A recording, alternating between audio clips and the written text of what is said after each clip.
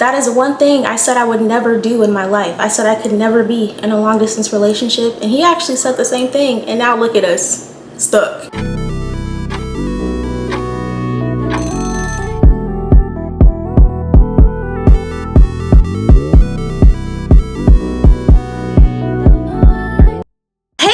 Welcome to my channel. My name is Destiny, and if you see my face before and you haven't subscribed yet, then baby, what is you doing? Subscribe. So I've been gone for a little minute. It's really because your girl has been navigating change. A lot of change, a lot of unexpected change. And I know that there may be people out there who are also going through a season of transition. You may have entered into a new season, or God may just be dropping a bunch of things on you at once. And you may be in a place of uncertainty, and same. That's really me for real right now, and I just want to talk about it. So let's hop right into it. So personally, over the last few months, I was laid off from my remote sales job. Then right after, I ended up in a relationship that came out of nowhere. I will be fully transparent. At the beginning of this year, I was fully planning on moving out of the country. I was literally planning on moving to Thailand. I'm not even joking. I was serious. Everybody knew. My whole family knew. My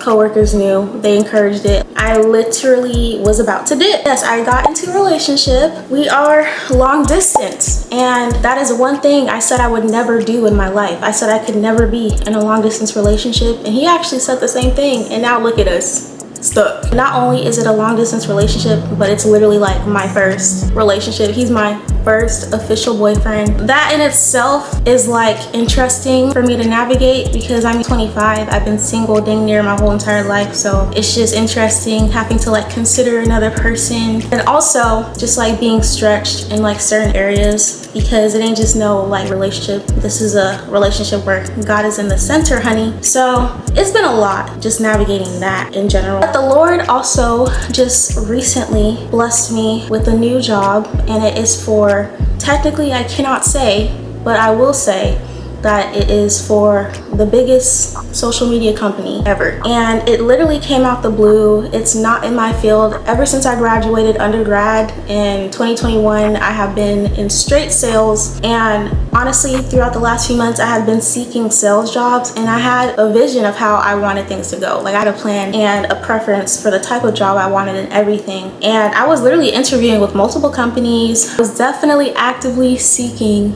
my next role. But you know, my church held this like women's conference called Bloom. During that conference, I kind of just really surrendered a lot of my desires to the Lord, and I was like, you know what, you got it. There are lots of things that the Lord may be calling us to do, but sometimes they can clash with our plan. I kind of had reached that point of frustration because I'm like, I'd have made it to the final interview for multiple companies. Some straight up denied me, some ghosted me. I'm like, what's going on here? But the moment I actually surrendered that to the Lord, a whole nother role just came out the blue. And not only did it come out the blue, it was kind of like it just fell into my lap. When I tell you, I barely had to interview for this role. It was kind of just handed to me, and I was hired within a week, and I started a week later. Like, it's so quick to the point I low-key almost thought it was a scam. I'm not gonna lie. I was like, this is interesting for me. It's like low-key the perfect setup for what the Lord is calling me to do in this season. And that was literally like God's favor the moment I decided to surrender how I wanted things to look. Another thing that's changing in this season is that me and a few other women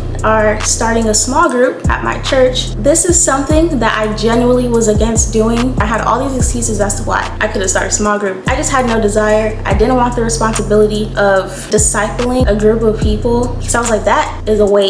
That is a responsibility, because once you're like walking through life with people and discipling people and teaching them how to basically like do life with Jesus, that comes with responsibility.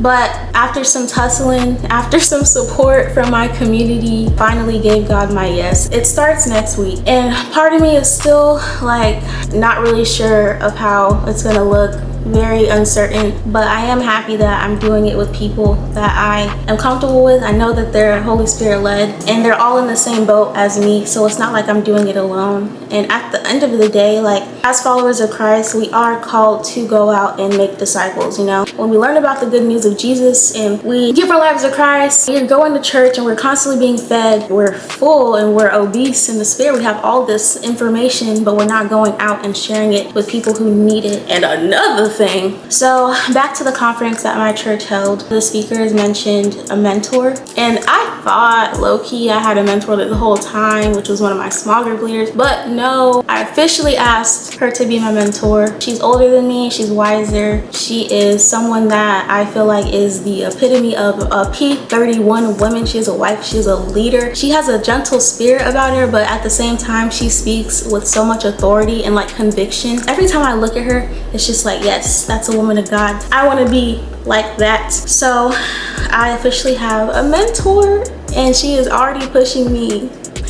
I'm excited because I just feel like during this season of my life of transition, it's wise to have someone that knows more and has already walked through certain things that I'm about to walk through, and I can like learn, take her wisdom, and just have that assistance and that guidance, like really like navigating these seasons of being in a relationship, working towards marriage, to lead another group of people, really navigating just life as a woman. And I'm excited for that. Also, the Lord has clocked my tea about, you know, discipline.